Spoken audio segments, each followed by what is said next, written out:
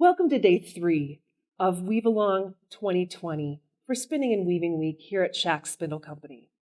I'm really happy that you got a chance to join us, and we're going to have a lot of fun. Today, we're going to be talking about warp floats. Warp floats are right in the center of this pillow, and the colors are very subtle. So I think that our warp this week is going to pop just a little bit more. I chose a yarn. It's a worsted weight in somewhat of a kettle dyed color, 100% wool.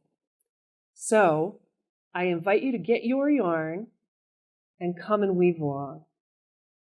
Pickup is very fun, and it involves floating either the warp or the weft yarns and creating longer spans over the rest of the threads.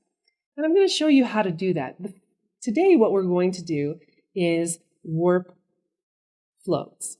So in order to do a warp float or a weft float, you need to pay attention to why this works.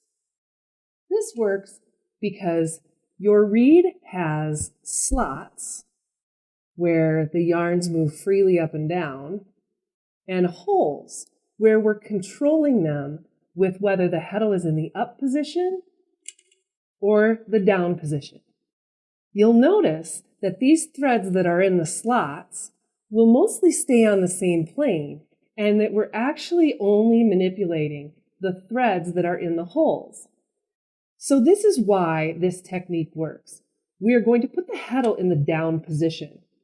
So now, if you look at the yarns that are all up, they're all yarns that we can move and manipulate.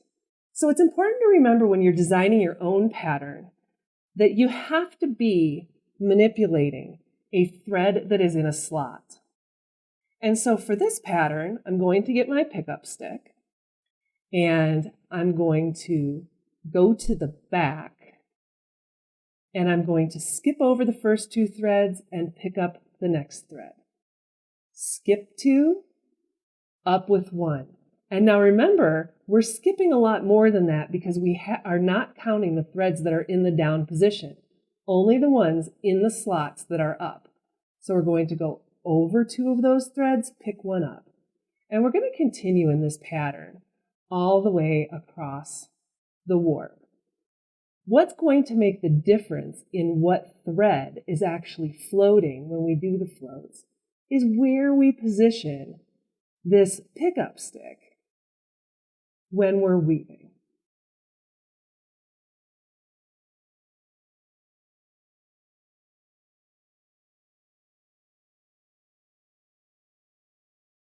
So you'll notice I don't have the exact right number of threads on this side, but that's okay with me because I'm going to be sewing this pillow together and I'm going to be using about a 1/4 inch on either side as the selvage.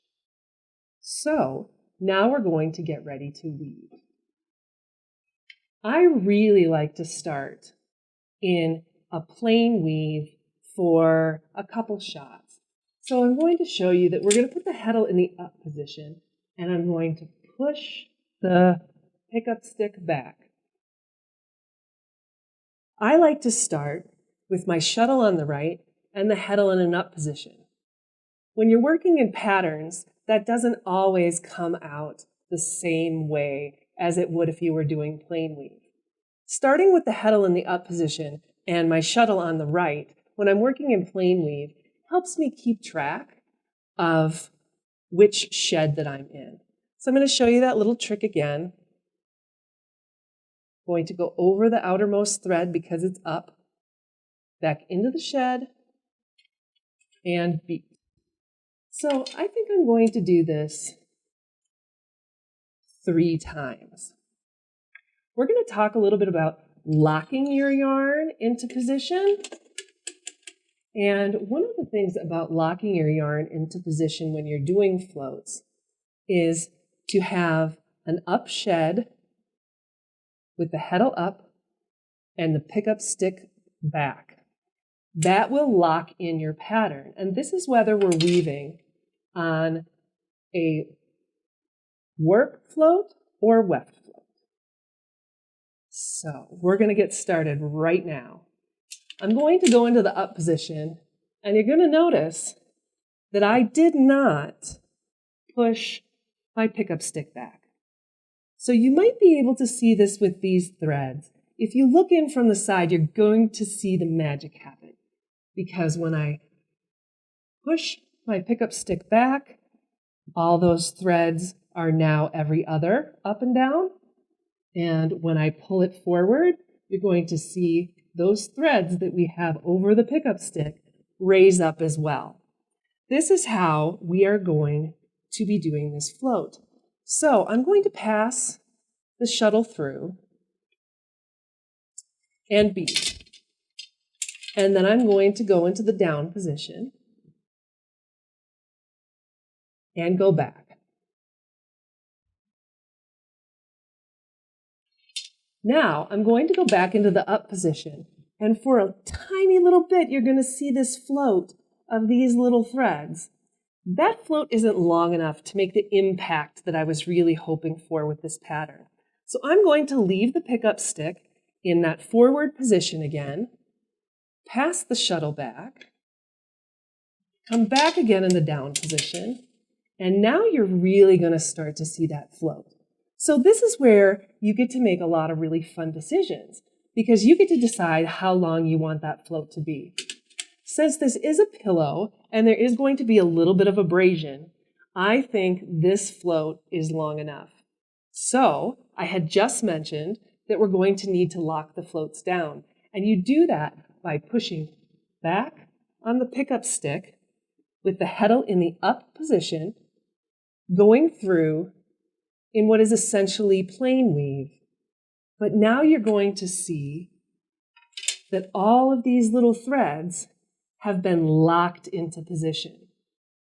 And we're going to continue in that pattern for the rest of this section here on the third day. So let's just go through it one more time. I'm going to go back to the beginning.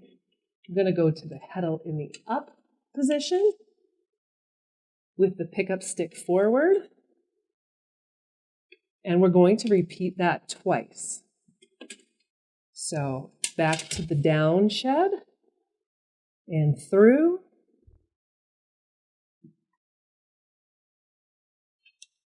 To the up shed with the pickup stick close to the back of the heddle, giving us that nice float. And this is where you're just really going to see these yarns of multiple colors shine.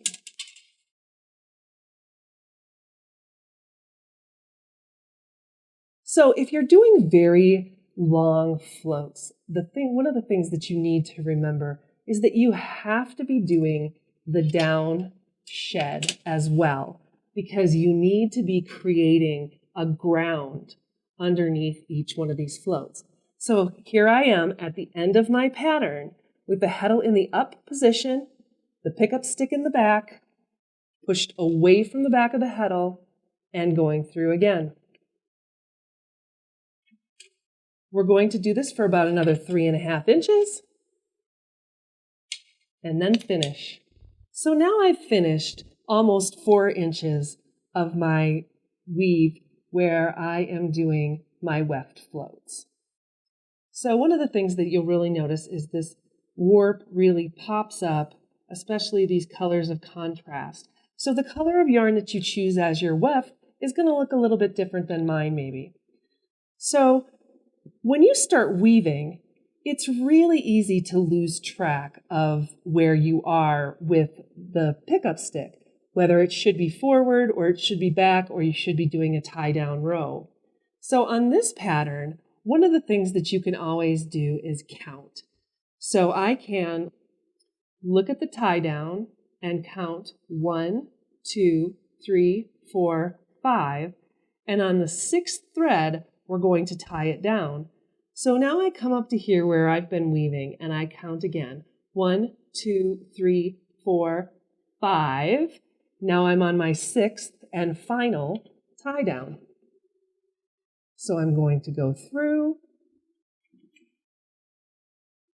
and I like to go back just so I have a little bit of wiggle room before I start the next yarn.